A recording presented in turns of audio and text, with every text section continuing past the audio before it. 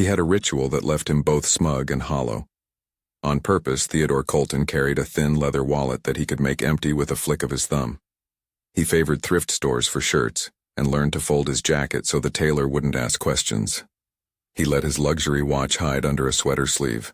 On the first date, he would let the card machine eat his credit card, or he would misplace his keys in the restaurant bathroom and ask to split a bill he could cover without thinking. He watched how people angled their faces when the balance between need and desire shifted. He measured the tilt of a smile, the stop-start of affection, the poker tells when a server suggested a cab. The tests were small, rehearsed, and cruel by design. He had rolled through 25 women before Hazel. Actors, ambitious graduates, women with a quiet thrift that veered into servility, women whose kindness smelled like calculation. Some bought him drinks because pity filled their pockets with warmth. Others left abruptly when the cameras of their assumptions reappeared. Theodore had learned the choreography of decline and departure so many times it felt like muscle memory, a defense spun of scorn. If they stayed when his money was gone, then they loved him. If not, then they had always loved the idea of his life. He told himself it was protection. Jennifer had left with a handful of incriminating emails and a bank of questions he couldn't answer. She had left the marriage, the life they built together, and a trust as shredded as cheap linen. That betrayal had set something brittle inside him. Suspicion had calcified into ritual. Love needed testing, he told himself. Love needed a weight to prove it true. But the ritual had begun to wear thin. It polished nothing. It produced a parade of faces departing like a train pulling out of a station, and the only thing it assured him of was how lonely he had become inside his penthouse of one. He didn't tell anyone how the tests left him hollow. He only cataloged the failures as if they were data. On an ordinary Tuesday, when rain rimmed the city and the diner on 47th hummed with the smell of coffee and old grease, he saw Hazel Hernandez for the first time. She moved with the particular economy of someone who had learned to conserve both motion and smiles. Hazel had a scar of brightness in her hands. They were work-worn but precise, able to carry 3 steaming mugs without a flinch and fold a crumpled napkin into a neat square for a child who wanted to count the folds like rosary beads. Her hair was tied back with a strip of fabric, and there was a tiny white paint fleck on her index finger, evidence of some craft she had done between shifts for Carlos, a figure painted on a scavenged sheet for his room. Theodore could have watched from the doorway and measured her like the others. He could have set the wallet trick on the first night and gone through his ritual. He almost did. Habit is a strong current. Instead, he let himself be seated in a corner booth and listened. Hazel's laugh, quick, a sound like a hand clap snapped against an old book, came when she teased a regular about his tendency to nap with his newspaper folded across his chest. She handled an elderly man who came every morning at 9 with the tender attention of someone who had been on the other side of needing help. She didn't speak in syrupy sweetness. She spoke in matter-of-fact sentences that were efficient and kind. The ways she moved were small mercies, topping off a cup without asking, sliding a sugar packet across like a secret, catching a child's spilled milk without fanfare. He found himself coming back. It was not grand. He sat at the counter and learned the rhythm of the diner, the clink of ceramic, the cough that punctuated late shifts, the smell of burnt toast that hung like a memory. He learned that Hazel had a brother named Carlos, 17, who slept with a nightlight because the hours blurred and fear sometimes came with the dark. He learned that Carlos had a condition that made his muscles tremble and made some kinds of play impossible. But he learned, too, of a stubborn laugh, a small rebellion of taste for comic books and strawberry jam on toast. He learned these things by listening when she wasn't looking at him. She never announced the debts that grounded her life. They were implied in the way she refused extra shifts unless the day required them. In the smallness of tips she folded into her apron as if they were seeds to be planted. She never accepted patronizing charity. When a regular offered to add a few dollars to her jar, she smiled in a way that said, "Thank you," but meant no thanks, unless it was a loan that came with no strings. There was a tenderness in her care for Carlos that didn't seek applause. She had taught him how to make the thermostat less of an enemy, to strap on sneakers that fit the shape of his feet and not the idea of them. She had retaped a comic book cover with patience. She had sat through doctors' meetings and left with a stack of printer paper filled with healthcare jargon none of them liked, but all of them needed. In these small labors she carried an honesty that was invisible to people who wanted only the glitter of heroism. He watched the way she took a $20 bill and made it become 3 dinners and a bus pass. Watching her made Theodore feel both debased and braver. He wanted to know how she would behave if the bill was his, if he could pay without a trick. He wanted to see whether her kindness was conditional. He wanted, with the kind of scientific cruelty he'd adopted, to know if her heart had a price tag. The first 2 visits were casual. He ordered black coffee and let the steam fog his glasses. He drove a used car that hummed. He purchased no tickets to anything that would require a VIP entrance. Sometimes he swept his hand across the table in conversation, trying to scrape some persona into place. Hazel took him as she took everyone, as a customer who deserved respect, as someone to be given the same small courtesies that made the world's edges bearable. She folded his napkins, asked about his day, and tucked a smile between the syllables. She didn't ask for credentials. She listened when he talked about his daughter Matilda, about the way she insisted on glow-in-the-dark stars in her room, even though she was old enough to know what constellations were. Hazel laughed at Matilda's earnestness with the ease of someone who liked small rebellions. She didn't flinch when he mentioned Jennifer once, a gray cloud he let pass through the conversation like weather that had nothing to do with the present. The ritual took a softer cadence when Matilda came into the story, an 8-year-old with a halo of red-pinned braids and the kind of confidence that belonged to children protected by adults' devotion. Matilda smelled of crayons and sweat-paged books. She held on to Theodore's hand at the grocery and insisted on bringing Hazel a bouquet of plastic daisies because moms need flowers too, which made Hazel laugh and tuck the daisies into her apron like a small commission accepted with grace. Theater night was the first real step across an invisible line.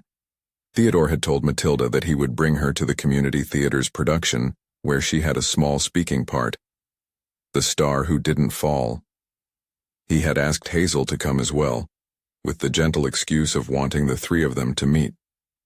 The ticket line hummed with moms and dads, the glare of printed programs, the arrested noise of last-minute costume adjustments. Midway through the play, during Matilda's entrance, Theodore's practiced hand twitched. He considered his wallet and briefly thumbed the spot where he had tucked a single, purposely declined card. He thought of the easy test, a sudden announcement, a captured moment where an unexpected expense would appear and he would see who reached for him, who reached for what he could provide. He imagined the safety of being proven. He imagined the vindication of another woman's retreat. He did not do it. Instead, he sat there and felt guilty. He watched the small star, his daughter, speak into the open light and saw people lean in for parental pride. He watched Hazel in the audience, her face lit with the particular attention of someone who understood the cost of giving time. When the curtains fell, she met them at the lobby with a warm, breathless grin and a schedule of bus transfers that she said she'd coordinate so Matilda could stay for the post-show cookies. The tests receded back into the closet for a time. He found that being around Hazel made the calculations blur. He began to test himself instead of others. Could he change the mechanisms inside him that turned hurt into a laboratory? Could annoyance at Jennifer become grief and from grief become a different orbit entirely? He told himself privately that he might stop. He could stop the tricks if something honest took their place. He started to leave more than necessary tips. He came to the diner not to study her, but to be near her when the city felt thin. He listened when she spoke about Carlos and how the doctors had been careful with their language but blunt with the hours. "It's degenerative," she said once, and the sentence folded in the air like an instruction. "So we plan in smaller increments, one season at a time." Theodore's inner monologue argued with his outward movements. He wanted to be a better man for Matilda. He wanted to offer a stable hand to someone who had the grit to make small economies into whole lives.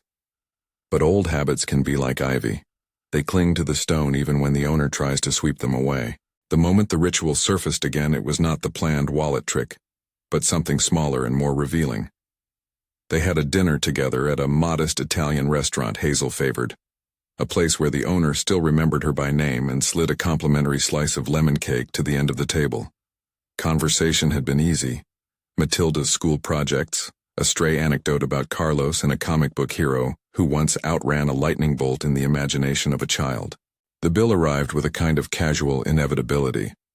Theodore reached for his wallet and then on impulse fanned the cards so one would appear to be missing. His heart beat a little faster. Disappointment at the performance, at the instinct. Hazel watched him. In the pause, she didn't make an immediate rescue.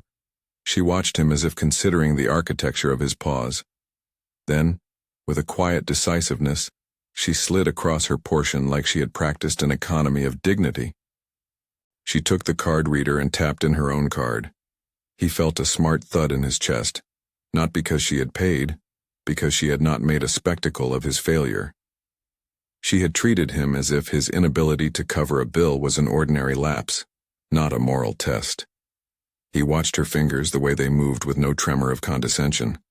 He wanted to tell her everything in that instant. He wanted to confess that he had been the architect of his own humiliation. He didn't. That evening, after they walked Matilda home and Hazel said she had to catch the 11:30 bus to finish a shift, Theodore held the door open and let the night cool funnel into his bones.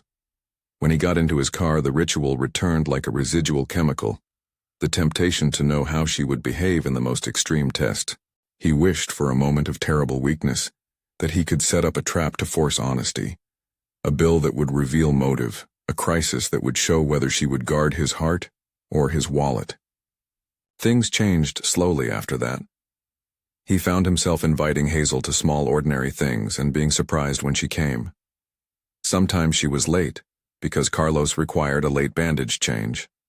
Sometimes she arrived early because a neighbor had needed help. He admired the way she allotted her generosity, not indiscriminately but strategically, like a person balancing a fragile ledger of love. Her laughter became one of the sounds he stored away for nights he could not sleep. Her companionship was not flashy. It came folded into the way she fetched a blanket for Matilda when she fell asleep on the couch, or how she prodded the flowers in his small balcony boxes back to life with a patience he had never learned. He began to want love without the paperwork of a test, and then came the confession. He had rehearsed it in his head as one rehearses a speech in a foreign language. He imagined laying the truth out like stones on a path, letting her step on each and say whether she would walk with him. He wanted to be honest because he was tired of living inside the lie he had constructed. But he feared the consequences. The loss of the fragile domestic place he'd managed to inhabit with Matilda. The shattering of Hazel's trust if she learned the depth of the deceit. They met at the park because Matilda liked to run loops around the fountain, and because parks were neutral ground. No ovens to preheat, no pay stubs to be examined. The air smelled of autumn leaves, and the city beyond seemed muffled by the space. Theodore had chosen a bench beneath a maple whose leaves broke into small suns on the grass. He had come early and rehearsed his vowels in silence. Hazel arrived with a scarf and a takeout box for Carlos. She sat down beside him in a way that didn't crowd him, that offered him presence without demand. Matilda bounded off with a friend and left the adult folding. He started by saying the wrong things. He said, "I've been dishonest with you," as a preface, thinking the admission might be a bridge. Hazel's jaw set like a hinge. She folded her hands and watched him like someone reading a technical manual whose instructions had suddenly become personal. "It's worse than that," he said. He tried to fashion an apology. "I wanted to know if people loved me for who I am, and I made a test. I pretended not to have money. I invented situations to see who would stay and who would go." Hazel's face did not flash with melodrama. She had the practical look of a person who catalogs evidence and then acts. "You made tests," she said. The words were flat, precise. "You turned us into experiments." He expected the hurt. He had braced for it. He had even rehearsed phrases about being sorry and about how his mother used to say people who carry pain in their pockets make others feel like change. But he had not known this kind of rawness. "I wanted to be sure," he said, clumsy with his own reasoning. "After Jennifer, I couldn't trust people who were close to me. I thought if they stayed when the money left, then I could be safe." Hazel turned her head. The maple leaf laid a golden shadow across her cheek. "You thought you could buy trust by annihilating it," she said. You assumed people's motives were for sale, and you spent them until nothing was left. He felt the rightness of her sentence like a punch. He had fashioned a moral calculus and then been outraged at the answers it delivered. He had set traps to extract purity and then complained when he found only human motives, sometimes mercenary, sometimes bound to survival, sometimes wrapped in tenderness that cost little and gave much. "I loved you," he said, the words unmistakable, heavy as winter coats. "I do. You loved the idea of being loved," Hazel interrupted. Her voice did not raise. She had an economy of volume that made small words cut like a scalpel. "You loved that you could control the variable and be the only one who was honest. You did not love people in their flawed, inconvenient totality. You loved a mechanism that reassured you." The accusation landed like cold water. He thought of the nights he had gone to bed with the echo of other women's polite departures and felt nothing but a complicated relief. He thought of Matilda sleeping, of the way she would reach for him in the middle of the night as if the world were an unsafe place and he could be the fortress. He couldn't, he realized, be the fortress without first being a man willing to be broken. Hazel rose then. She gathered her scarf like armor. She did not shout. She did not beg. She moved the way someone who had been patient for a long time moves when they decide patience is no longer their job. "Don't call me," she said. "Take care of Matilda. Be a father. But don't call me." Her voice cracked on the last sentence, the crack small and honest. Theodore watched her walk away. He wanted to run after her, to explain 1,000 different flavors of regret. He had expected a violent fight, a weeping apology, a door slammed in the night. He had not expected the clean cut of dignity slipping away with her back. He sat on the bench until twilight washed the park in a soft blue. Calls to his phone went unanswered. His daughter texted once asking if everything was okay, and he typed back a delay that tasted like cowardice. "I'll explain to you later." He called his assistant to cancel meetings and then did not pick up the next call when it came. The consequence of the tests hit him with a clarity he had not prepared for. He had not imagined the sound of silence like a tangible thing. It filled rooms. It floated in the corners of the penthouse and settled on Matilda's shoulders. It altered the way he moved through his own life. He tried to make amends in the simplest of ways at first because simple things feel possible. He sent a bouquet to the diner with an apology that smelled faintly of regret and lilies. Hazel left a note taped to the stems. "Please stop making other people prove their worth." There was no thanks with the message. Days lengthened. Hazel did not return his calls. Matilda asked for explanations he could not give without dishonoring Hazel. The city kept moving outside his windows, indifferent as ever. At the diner, Hazel went through the rituals of her life with the same careful hands. She wiped counters, took orders, turned down a regular who offered to write a check. "No," she said once when the man found his wallet, with a firmness that surprised even him. "I don't take gifts that make me into a charity case." Carlos sat in the corner beneath glow-in-the-dark stars painted on a strand of ribbon Hazel had hung above his bed, and he read a comic under the lamplight. When customers asked about his health, she answered with the truth, measured, stern, protective. Theodore found himself circling the diner like a moth beneath a distant lamp. He would sit 2 booths away and watch Hazel move through the small routines that built other people's days. He saw her hands, the way the scar on one thumb caught light, the crease of worry near her mouth when Carlos's name came up in conversation. He began to leave money on the counter in envelopes somehow folded into shapes that seemed to say more than a note could. $12 for extra groceries, enough to cover a copay he had heard named in cautious conversations. But even these gestures felt inadequate. They were not restitution. They didn't propose change, they only patched a wound with cash. He realized that restitution meant a different kind of effort, naming the harm, facing it, and changing the architecture of his life so that the harm could not happen again. It meant vulnerability without an added experiment. When Hazel did speak to him again, it was not in the language of forgiveness. It was a pragmatic conversation at first. "How is Matilda doing? How are the bills?" Questions that were needles into the fabric of everyday life. She had not decided he was immune to repair, only that repair would require labor. She did not want an explosion of penthouse drama. She wanted evidence. She wanted to know if his apology came with a plan to change. Theodore understood the demand for evidence. He also believed, now with a bitter humility, that no amount of money could purchase the particular thing he had squandered, the right to be trusted without performing an experiment. His first attempts at rebuilding were awkward.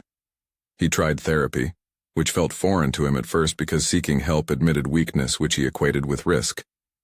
He started to show up for Matilda in a way that was more consistent. School pickup without being pulled by a board meeting, plates on the table even when the day had been long. He met with doctors who specialized in the conditions that Carlos faced and, when appropriate, began to arrange for a medical trust he had the means to fund. It wasn't charity, it was an act of responsibility for a person he had come to care about. He learned syntax for saying sorry that wasn't performative. He heard himself say aloud in the privacy of a therapist's office, "I weaponized my pain. I made other people's instincts into a test to protect myself." The sentence felt like a confession and a map at once.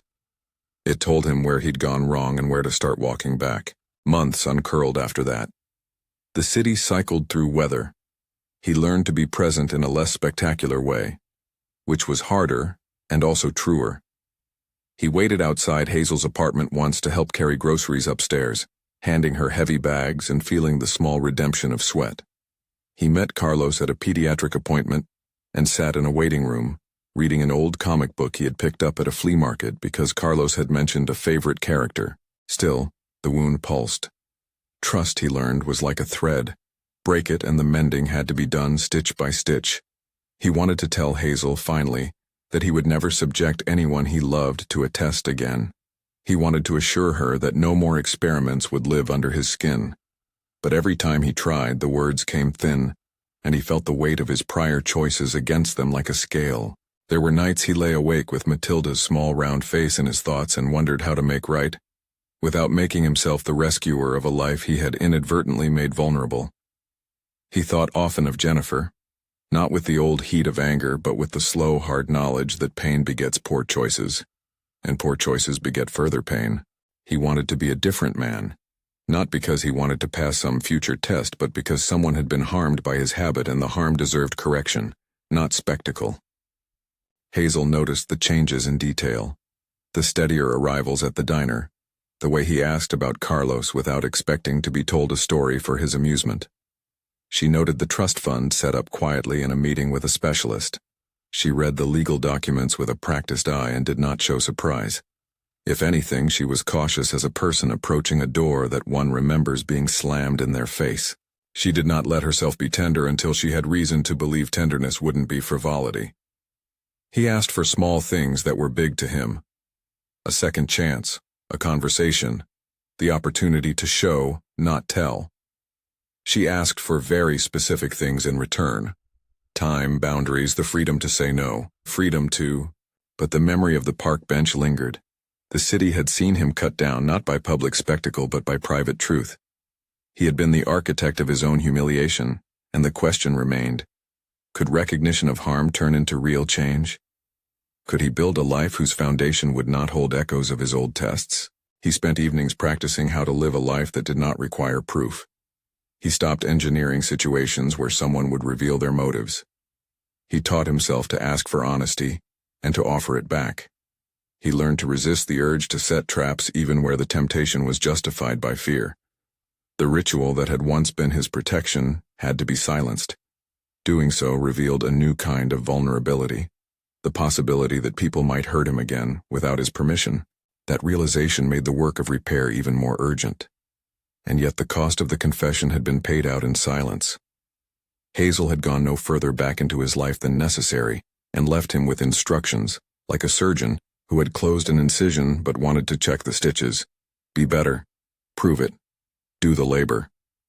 On a rain-mottled afternoon, Theodore found himself sitting in the same diner where he had first seen Hazel. Let the cracked vinyl in the booth remember the years. He placed cash on the table without theatrics and asked for no receipt. He watched Hazel move through her shifts and thought of the small economies that had kept Carlos fed, of the sleepless nights, of Matilda's glow-in-the-dark stars catching light like distant possibilities. He realized with an ache that was almost gratitude now, that love was not a test to be passed. It was a craft to be practiced. His old apparatus, the wallet trick, the staged declines, had been a poor apprentice's way of learning how to be safe. Now his task was to apprentice correctly, learn steadiness, learn accountability, learn to be the kind of person who could hold another's fragile trust without squeezing it dry. The confession had not fixed the map. It had only redrawn the roads in such a way that the possibility of repair had become both more honest and more difficult. He had no clear end in sight. He only had actions. Phone calls answered with honesty, meetings with specialists, nights where he stayed put rather than flee. And always the diner. He kept returning to watch the small mercies Hazel dispensed like a daily bread. He learned how finite kindness could be when full of obligations. He learned to respect the boundaries of someone who had been wronged. He rehearsed a different kind of question for himself now, one that had no ledger. If you were honest without testing, would they stay? Could he earn a life where he was trusted not because of a financial ledger, but because of consistency and the willingness to be accountable? When he saw Hazel walk through the door one evening with Carlos's comics tucked under her arm, and Matilda trailing with flour on her cheek from a school baking class, he felt the old urge to test resurface like an irritation. He forced himself to breathe instead. He smiled, and this time the smile was an offering, not a measurement. The season slipped toward winter. Leaves fell like a slow confession. Theodore found himself aware of how fragile a second chance could be, and how respect demanded more than flowers and envelopes. He had moved from performance to presence, a clumsy pivot but true in its pull. Yet he also knew the history between them would not be erased by steady behavior alone. There would be moments when Hazel would recoil, when Matilda would ask embarrassing questions at the wrong time, when Carlos would have a doctor's appointment that no amount of money could smooth over. There would be nights when he would be tempted to reconstruct his old defenses. He had to decide whether he'd build something different, a life of accountability, or return to the comfort of tests and certainties. One night, after Matilda had fallen asleep with her latest book on her chest and the glow-in-the-dark stars sprinkled like a private galaxy above her bed, Hazel sat on Theodore's small balcony. The city burned below them in a soft palette. Taxi reds, office whites, apartment golds. Carlos had been put to bed and was sleeping with a new heavy blanket Theodore had insisted on buying. He had not made a show of it. He had simply arranged for the delivery and let Hazel find the box the next morning. They sat in silence for a long time, which felt in a strange way like an honest conversation. Theodore felt the urge to reach across and take her hand, but the memory of the park made him check himself. He opted for this instead. He listed plainly the changes he had made. "I set up a medical fund for Carlos," he said. "I stopped testing. I'm in therapy. I've rearranged my schedule so I can be here." Hazel listened. She nodded, not because she loved the list, but because lists were proof of a new architecture. She asked for one small, fierce thing he hadn't given until that moment. "If we go back into anything that matters, things like bills, decisions about Carlos's care, Matilda's schooling, I want us to do it together," she said. "No surprises, no unilateral choices." He agreed. It was the simplest of promises, the kind that in its simplicity contained entire worlds. He meant it. He would be better. He wanted to be. And yet promises, even when made in good faith, are not immediate cures. The wound still bled in places. The stain of the tests lingered in the way Hazel retracted sometimes, the way Matilda's questions came with a thinness of trust he had not yet earned back. A few weeks later, under a thin sky, everything he had done up to that point would face its severest question. He would make a choice that would show whether his repentance had been done for the sake of being forgiven, or whether it had become a pathway to a man who could love without instruments. He did not know, when he sat down on that bench in the park, that the moment would come. He only knew that he could no longer inhale the lie and bear it as air. He had to see if what he was building would hold up to scrutiny, to Hazel's standard, to a future that demanded accountability. He was about to find out how costly honesty could be, He was about to find out how costly honesty could be. Hazel had folded her hands in her lap and had not looked at him when she spoke. He remembered that about her.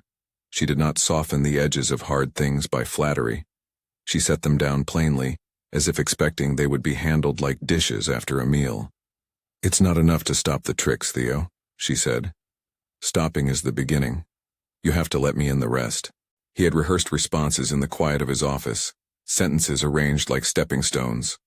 "I understand. I'm sorry. I will never." But the moment demanded more than tidy phrases.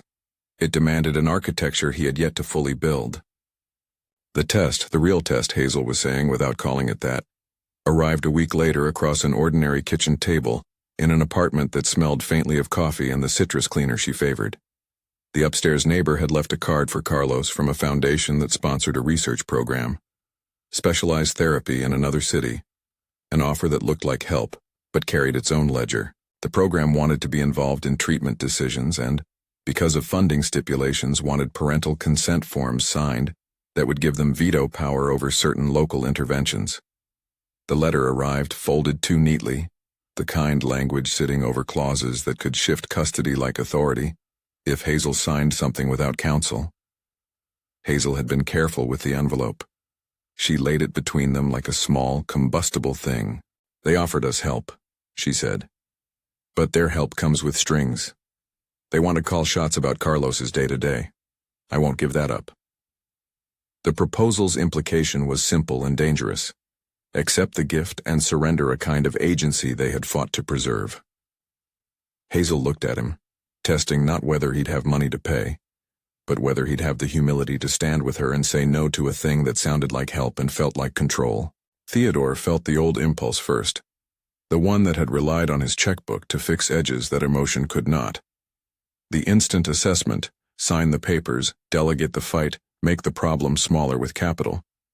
His first instinct was to place a pen on the dotted line and move on. The ritual's ghost whispered that money could buy neatness, avert discomfort, erase the need to feel inadequate. He put his palm on the envelope instead. The weight of his hand was not decisive. Hazel watched him for a long breath, and then spoke softly. "What will you do?" she asked. He surprised himself by answering slowly. "I will not—" He stopped, ashamed of the sound of his own certainty. How many times had he made promises and then let his wallet do the work? He swallowed. "I will not sign away your say. Not for anything." Hazel exhaled like someone who had expected an act and received a choice. Then, because she had learned to treat important things carefully, she suggested steps. Meet the program representatives together, consult Carlos's doctors, read any document with a lawyer present. "No surprises," she said. "If you want to offer help, we discuss it. If it's good, we accept it together. If it's not, we refuse it together." It should have been an easy sentence, but for Theodore it was a revelation. He had said the words, "I will not decide alone" in other contexts for months, sometimes with effort, sometimes with a quietness he could feel in his chest. This time, when he said them aloud and followed Hazel's plan, when he actually walked into a meeting with her, sat side by side in a small consultation room, and let her lead with the questions, he felt something like the undoing of an old lock. The clinic's director praised his generosity, then stumbled when Hazel asked practical questions about control and consent. He let Hazel speak. He listened. Months of small, painful practice followed. He did not perform one grand surrender and retreat. He made tiny choices that added up. He handed Hazel the bank papers when the medical trust's attorney came by, and sat with her while she read clauses about trustees and powers of attorney. They amended the language together so that decisions about Carlos's daily care required Hazel's signature or a joint consent. Theodore signed willingly and without show. He insisted that the trust be explicitly for Carlos's medical needs and not for general use. A lawyer helped them stipulate oversight steps, quarterly reviews, and an independent patient advocate. That legal scaffolding mattered. It mattered not because documents alone could heal a breach of dignity, but because Hazel had insisted on something the money could not manufacture. Partnership. She wanted proof that concrete power had shifted, not just a letter that might be rescinded by some later impulse. Theodore learned the difference between giving and yielding. He learned that the former could be transactional, while the latter could be sacrificial in the right hands. He also learned the labor of being ordinary. He cut down on grand gestures and increased the ordinary ones. He became the man who answered Hazel's late-night texts about an officious nurse with an actual phone call, who sat through long, dull insurance phone trees instead of passing the task to an assistant, who carried groceries not as a photo op, but because the bags were heavy and because Hazel's back had been hurting. He picked up Matilda at school even when a board meeting clamored for his attention. He listened when Hazel spoke, even when the conversation was tedious. An errant prescription here, a new care plan there, because the willingness to listen is a kind of fidelity he had once measured by other people's absence. Hazel watched him with the careful vigilance of someone rebuilding scaffolding that had once collapsed. Sometimes she extended soft assessments, observations that were not lectures, but barometers. "You were late twice last week," she would remark, and he would accept the correction without defensiveness. Sometimes she withheld warmth because warmth had become currency between them, and she wanted to see it invested thoughtfully. Each recalibration taught him humility. There were regressions. Old reflexes flared, an impulse to smooth to compensate with money when an emotional awkwardness stung. But each time he paused longer than he had before, and broke the pattern, he named his impulse aloud, and in doing so, removed its power. He consulted Hazel before making decisions that felt like family architecture. College funds for a neighborhood program for Matilda, plumbing work at their shared townhouse, even small vacations. He learned to translate his wealth into shared options rather than unasked for solutions. Hazel's agency deepened because she was invited to say yes or no. Carlos became the axis around which much of this new life turned. Theodore had begun to know the rhythms of his brother-in-law, his laugh, the way his fingers moved when he read, a favorite phrase he repeated under his breath. There was a day when Carlos had a fever that would not break, and Theodore, instead of calling a private doctor and sweeping matters aside as he'd once done, sat in the waiting room, held Hazel's hand under the sterile plastic chairs, and listened while she spoke to the pediatrician. The doctor explained a plan that required small modifications at home and a physical therapy regimen. Theodore asked for the paperwork. Hazel wrote down the regimen and asked him to pick up supplies. He did. He learned to be helpful without being theatrical. They enrolled in couples therapy, not because their relationship was brittle beyond repair, but because Hazel insisted on language and safety, and because Theodore recognized the architecture of his own hurt. In the therapist's office, he learned to answer questions without sculpting them into defenses. He learned to offer himself up to uncertainty, to allow Hazel to be angry without smoothing it too quickly. Sometimes progress in the room translated to regressions at home, sometimes it did not. The point was the ongoing motion toward accountability, not a tidy end point. Months moved like slow waves. They found small delights. Matilda, who had liked to rehearse dramatic lines in the bathtub, began to invite Hazel into a small domestic theater of tea and crackers, where the three adults listened. Carlos and Matilda discovered a kind of friendship over superhero comics.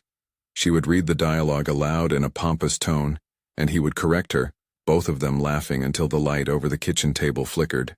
Theodore listened to the noise like a man being given back a soundtrack he had once taken for granted. When he finally decided to ask Hazel to marry him, it was not in a moment of performative triumph, nor in a spirit of fixing. He had rehearsed nothing in the old rituals of trap or test. He had waited instead for evidence, months of shared decision-making, the legal documents that bounded his wealth from unilateral power, therapy sessions where their roles and harms had been named and tended, and, crucially, for Hazel herself, to show signs that she wanted more than friendship with him. He did not confuse cautiousness for refusal. He simply knew that a proposal demanded more than passion. It demanded a covenant and a concrete list of promises he was prepared to keep. He chose the diner for the proposal, but not the counter where she'd once laughed and wiped plates. He asked the owner if they could have the back booth after closing. No musicians, no stage, no audience. He did not want a spectacle. He wanted quiet. The booths were still lined with their cracked vinyl and the coffee pot still clicked in the corner. The jukebox, long off, was a relic. Matilda, who had been clued in by Theodore in a small private conversation the week before, volunteered to bring in a batch of cookies for the moment, and then leave them in the car if Hazel said no. The plan was humble, domestic, threaded with practicalities. Everything Theodore had learned to appreciate. He rehearsed nothing aloud. He practiced being present instead. The night he chose was unremarkable in the city's calendar, a late Tuesday when rain had smudged the streetlights into oil paint. He waited in the corner booth with the jar of sugar packets between his knuckles. The owner switched off lights one by one until they were alone with the refrigerator's soft hum. Hazel arrived straight from a shift, hair pulled back, the same paint fleck on her index finger he'd seen months before. She had not dressed for any scene. She came as she was. Theodore felt the odd, fierce relief of wanting to be small enough to match her world. He spoke first in a way that surprised even him. Short sentences, specific facts, no theater. "Hazel," he said, and his voice was a comer of the room that expected nothing. "I have something to ask you, but I have to say the things that matter first." She inclined her head. "You deserve something more than words," he began. "You deserve the truth about everything I did and the labor to make it right. I won't hide it. I ran tests. I engineered situations to see who would stay. I told myself I was protecting us after being hurt. I thought measuring people would make me safer. I was wrong. Those tests, turning people into experiments, hurt you. They humiliated you. They made me a thief of trust." Hazel did not flinch. She had prepared for confession, but not for the mythic detail of a speech. He named the harm plainly: the park bench, the declined card, the Italian restaurant. He felt each memory as a weight he ought not to unloosen without care. "I have tried to change the thing inside me that made those tests possible," he said. "I have been in therapy. I stopped doing the tests. I set up a medical trust for Carlos with language you insisted on. I have tried to share decisions instead of buying answers. I have cut back on the things that let me remove myself from the hard parts of life. I have tried to be here, really here. I still fail sometimes, and I will keep trying." That is not a line in a speech, those are hours, calls, and choices. Hazel listened not as an audience for absolution, but as a person cataloging evidence. He listed the concrete changes, the trust with joint oversight, the clause they had added to require both their signatures for major medical decisions, the therapist he had chosen together with her consent, the volunteer work he had started in the clinic to learn how caregiving systems worked from another angle, the quiet financial moves that did not seek credit but security, like the extra help they'd hired for a week when Carlos had a rough time. Then in a voice that had been tempered by months of learning to forego showmanship, he asked, "Hazel, will you marry me?" It was a simple question. He did not kneel because he wanted to avoid any performance that would feel like purchasing forgiveness. He reached for her hand, not to hold on to it but to offer it a place at his side. Hazel's silence stretched. It was not the hollow silence of people who do not care. It was the narrow pause of someone weighing terms. "I need to be clear," she said at last. "A yes from me is not a bandage. It is not a cancellation of what happened. It is a promise I will only make if you keep being the man you've started to be." She named conditions with the pragmatic clarity that had become their language. "No unilateral decisions about Carlos. Ever. We will keep the trust language that gives us both oversight. We will continue therapy, individually and together. If you ever feel like you need to engineer truth, you tell me before you act or you get professional help. We will have a financial plan that I can read any time. We will plan big things together, like schools and moves, not behind the backs of the people who will live them." He did not interrupt. He had rehearsed these promises in private. He made them in public now. "I agree to all of it," he said, "and I will add this. I will never use my money as leverage in a personal argument. If you say no, I will respect that no. If you want something, we'll discuss it, not purchase it." Hazel looked at him as if measuring a bridge. Then she let her mouth make the soft bend of a smile that had once been rare, but was growing in frequency. "If this is the kind of man you are asking me to marry," she said, "then yes, but not because of a past you had to atone for, because of a present you show up in. Her acceptance was not a clean, ecstatic yes. It was an earned one. The language of conditions was not an ultimatum, but a map for maintaining dignity. Theodore felt the gravity of the choice settle into his chest, not as a relief from guilt, but as an invitation to an ongoing task. They did not throw a party that night. They ate the cookies Matilda had brought in, warmed in a small microwave in the back, and sat with the hum of the diner around them. Matilda peeked through the doorway, and seeing the ringless fingers linked, let out a whoop that seemed to surprise all three adults with joy. Carlos, in a later call, pronounced the news in comic book metaphors and asked if the proposal came with a cape. They laughed. The laughter felt like an instrument of repair, not a cure. After the acceptance came the slow translation of promises into habit. Hazel took a primary seat in financial meetings about the trust. Theodore insisted it be so, even when his advisors winced. He sat in on IEP, Individualized Education Program meetings, and deferred to Hazel's observations when the doctor asked a question about daily patterns. They set up a monthly budget meeting in which Hazel could ask for line items to reflect care needs. Theodore learned to read ledgers not as a way to control, but as a means to mutual stewardship. He resisted the temptation to override suggestions with money. When a disagreement about a therapy approach arose, he did not produce a check to make it happen. He suggested a third opinion and paid for it because the cost was procedural, not coercive. There were moments of awkwardness. Old neighbors sometimes made clumsy remarks. "Lucky you," some would say, assuming money solves everything. Hazel replied with a smile that taught them nothing about being poor and everything about being chosen.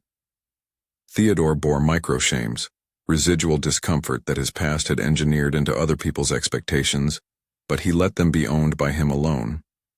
A year from the day on the bench, they held a small ceremony in the backyard, where Carlos and Matilda taped glow-in-the-dark stars to the fence, a childish echo that felt fitting.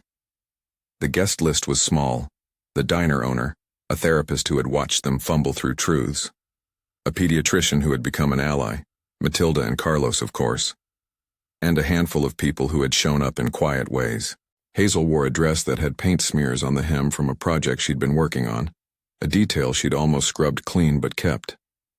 Theodore wore a simple shirt and his watch tucked under the cuff because he had, in the year since, ceased to hide pieces of himself for show.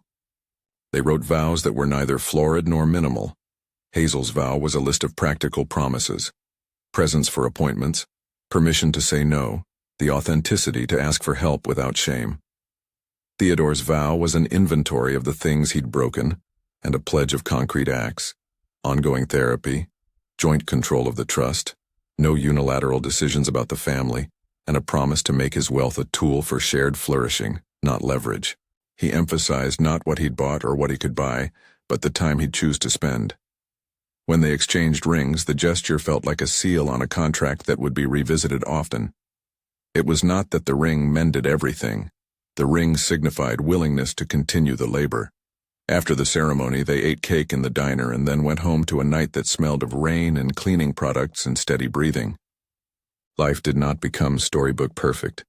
There were nights when Hazel withdrew from warmth, not in anger but in careful reprieve. There were times when Theodore felt the itch to shore himself against imagined betrayal and had to call a therapist instead of staging a scene. There were bureaucratic fights about coverage, late calls from specialists, and the occasional awkward moment when family members' expectations collided. But each time, the script they used was joint: meet, discuss, decide, communicate. No single person held the ledger. Matilda grew into a teenager who expected both honesty and imperfection from her household.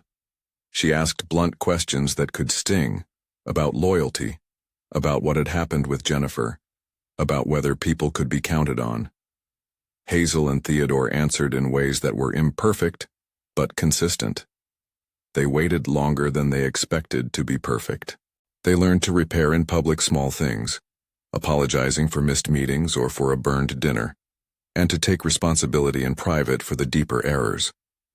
One winter morning, Hazel found herself standing in the kitchen as Theodore sliced bagels and listened to Matilda and Carlos argue over superhero names. She had that strange quietness in her that comes from being rooted to safety enough to notice the garden. She turned to Theodore, who was wiping the crumbs into his palm, and reached out, brushing a smear of cream cheese from his sleeve. "Do you ever think about how we got here?" she asked. He looked at her and then at the two children wrestling over a splayed comic book that had once been Carlos's newest treasure. "Every day," he said. "I think about all the things I did wrong and the slow things I did right." She did not ask for a flowery speech. She did not need one. She had already received the evidence, the shared signatories, the meetings they'd weathered, the nights he'd stayed awake with her while Carlos had a fever. She had the small ledger of kindnesses and the legal documents that matched the promises. If forgiveness is a place people sometimes confuse with forgetting, Hazel's forgiveness was neither. It was a continuous engagement, a decision to move forward with boundaries intact, dignity preserved, and mutual power respected. Theodore learned that to be loved for himself was less about passing tests and more about being present when things were inconvenient, about respecting refusals, and about agreeing to be corrected. The marriage was not a finish line but another beginning in which he would be accountable more often than praised. On a spring afternoon some months after their wedding, he sat in the park where the bench had once held their worst words. Hazel brought a thermos and 2 paper cups. They sat across from one another and let the city thicken around them. Matilda had a practice and Carlos had a comic arrangement with a friend. Theodore had not thought to dramatize the scene. It was just a small continuation of ordinary life. "I used to think I could measure love," he said quietly. "That if I controlled the conditions, I could know for sure." Hazel looked at him without rancor. "You couldn't," she said. "But you can choose how you love now. That matters." He reached for her hand. No stage, no trick, just fingers finding fingers. He had asked to be read as a man who could change. The story they had written together after the confession was a book made of small acts and legal pages, of shared calendars and joint calls to specialists, of being there for the days when there was no romance, only need. The question in the title, whether someone who had pretended to be poor and tested love by pulling away his resources could be loved in return, might never resolve in tidy terms for everyone who hears it. For Theodore and Hazel, the answer had been hard-earned. It required explicit acknowledgement of wrongdoing, concrete restitution that centered Hazel's agency and Carlos's needs, and a sustained willingness to submit to processes that prevented unilateral power. When the city lit the trees and Matilda ran across the fountain in the distance, Theodore thought of the ritual that had once been his defense. A coin flipped, a wallet emptied, a woman measured by the depth of her purse. The ritual had been a failure not because it revealed greed or love in clean patterns, but because it was a way to avoid being vulnerable without instruments. The truth, he had learned, was that vulnerability must be cultivated and tended, and that financial resources are a tool, not a guarantee of moral rectitude. Hazel squeezed his hand and smiled in a way that made the city noise shrink. She had not been rescued. She had been asked, consistently and finally, to join him in a life where decisions would be shared and where power would not be a silent weapon. The ring on her finger was small and practical, like much of the life they made together. Not an eraser of the past, but an agreement for the future. If anyone wondered whether she accepted him because of the money he could now open or because of pity, the answer was clear in how she moved through the days. With dignity, with labor, with boundaries. She married a man who had once tested love by hiding himself. She married a man who had unlearned a ritual of cruelty and learned instead the slow, ordinary craft of being present. And so the story closed not on a miracle of instantaneous redemption, but on a quieter truth. Love repaired is love that is repeatedly chosen. The price of that repair was not bills or charity. It was honesty, accountability, and the willingness to give up unilateral control. Theodore's proposal and Hazel's acceptance were the culmination of months of labor and legal language, of therapy appointments and midnights on the phone, of shared decisions and the insistence that dignity be preserved. If you watched this and had to answer, was he forgiven? Should she have married him? There is no single right answer. People heal differently. Trust has to be rebuilt in ways that fit each life. Tell us where you're watching from and whether you think the testing of love is forgivable. Would you have said yes if you were Hazel? Leave your thoughts in the comments.